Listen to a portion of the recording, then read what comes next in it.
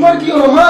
মা হলো, এ বলছে আমি এদিকে যাব, ও বলছে আমি ওদিকে যাব, আমাকেই বাড়ির সব কাজ করতে হবে যা দেখা যাচ্ছে।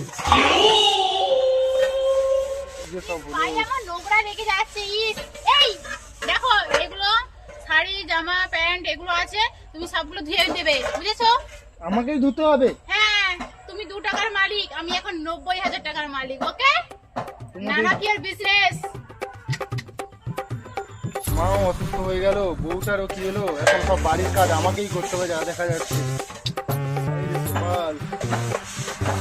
বউটার যে কিটা হলো দেখতে হবে না, ওর মোবাইলটা চেক করি। মোবাইলে মনে হয় কিছু একটা সমস্যা আছে।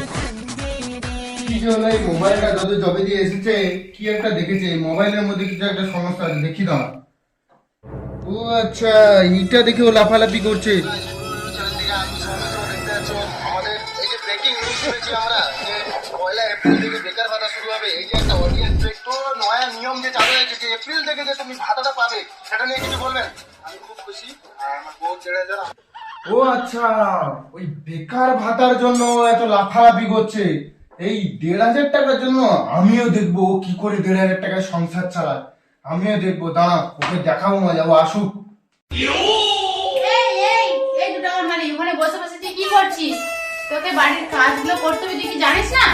আমি তো তোমার সব কাজই করে দিয়েছি, আরো কি করবো? আমার মোবাইলটা তোমার হাতে কিসের জন্য? দাও মোবাইল দাও, কাজ করবে যাও। 2 টাকার মালিক, আবার হাতে আবার 10 লাখ টাকার ফোন। ঠিক আছে, কাজ তো আমি করবোই, ঠিক আছে, কিন্তু সংসার চালাতে যে খরচাটা লাগবে সেই খরচাটা দাও। হাঁড়ি কড়া গামলা বাটি, মার কাছ থেকে তো তুমি আলাদা হয়ে গেছো, ঠিকই আছে, কিন্তু টাকাটা দাও। এত টাকা যে লাগবে টাকাটা দাও। ঠিক আছে, আমি তোমাকে 1400 টাকা দেবো, তুমি হাঁড়ি কড়া খুন্তি যা যাবতীয় জিনিস সবকিছু কিনে আনবে, ঠিক আছে? আর বাজার খরচাটা কে দেবে?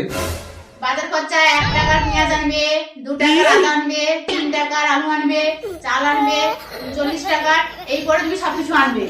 1 টাকার আলু, 1 টাকার পেঁয়াজ, 2 টাকার আদা, 3 টাকার রসুন,